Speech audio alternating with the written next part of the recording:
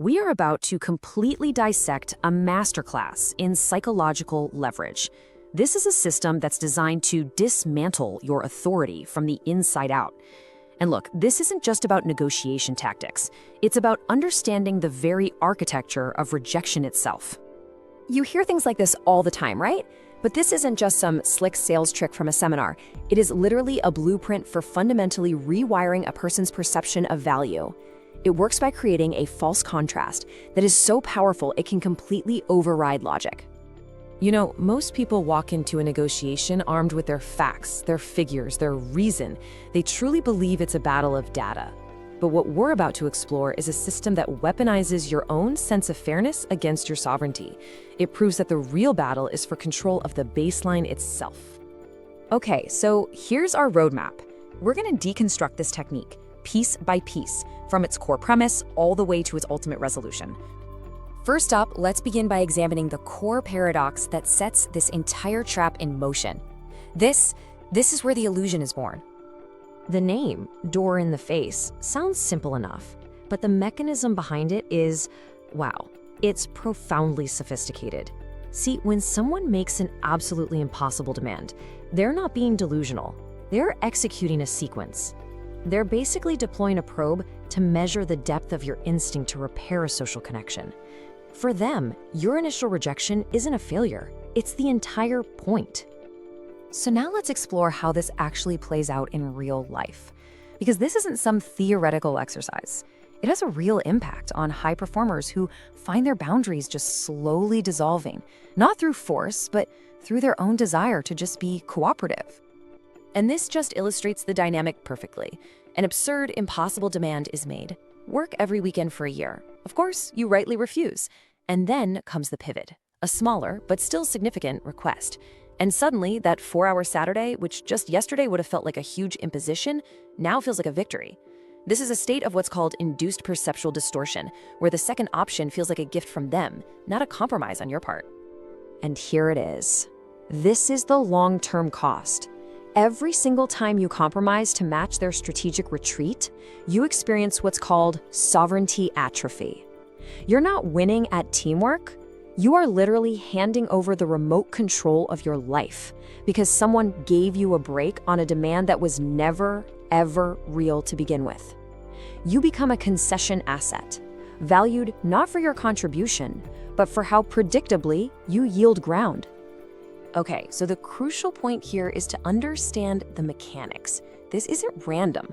It's a very specific 4-stage loop that's designed to systematically capture your compliance. This is the engineering of the trap. So let's map this path from influence to control. It happens in 4 stages. First, they anchor an extreme position. Second, they pivot, which triggers your instinct for reciprocity. Third, this leads to perceptual diminishment, where your own boundaries start to feel less important. And finally, they establish a relational monopoly over what's even considered reasonable. The whole process kicks off by anchoring an extreme position. The influencer doesn't just push a boundary, they completely explode it. They ask for the sun and the moon. They're not trying to get it. They are studying your reaction, just waiting for your no to activate a really powerful sense of social debt. And this is where the trap snaps shut. This covers steps 2 and 3. After you reject their first offer, the influencer executes the reciprocity pivot. They retreat from their extreme position, making it look like a concession. This triggers what we're calling neural gratitude, a powerful subconscious urge to return the favor.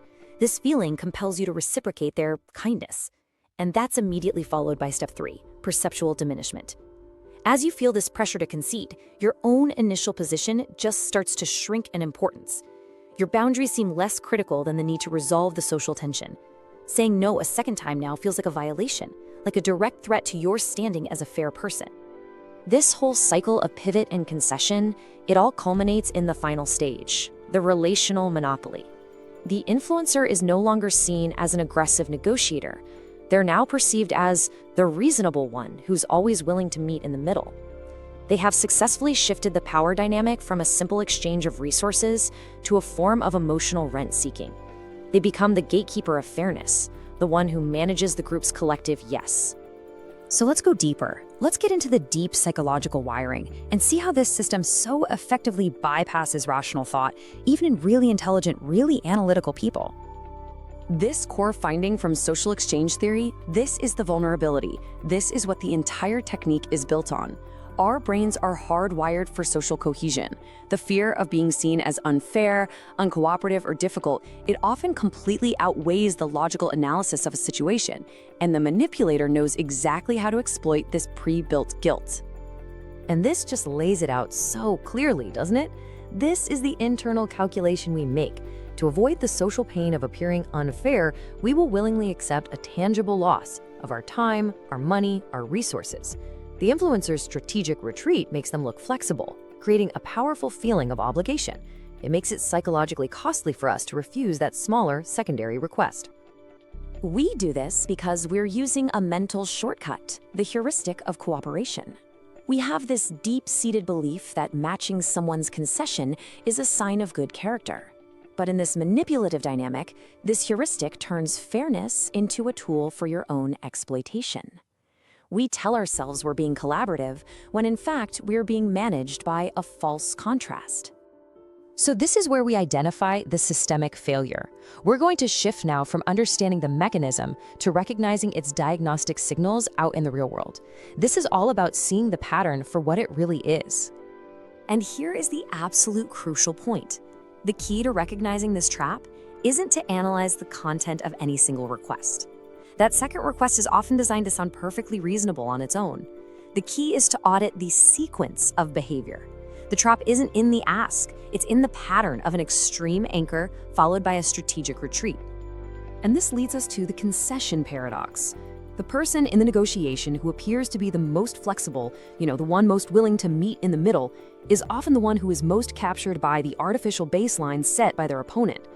They don't realize that meeting in the middle actually means meeting deep inside their opponent's predefined territory. So what is the strategic resolution here? How do you solve this system of captured fairness? How do you reclaim your authority when you're faced with this kind of architecture? Well, the research suggests a really clear power dynamic. True authority in these situations isn't about being fair in the moment, it's about being calculated across the entire sequence. The power doesn't reside in reciprocating a concession, it resides in establishing and holding your own unwavering baseline from the very beginning.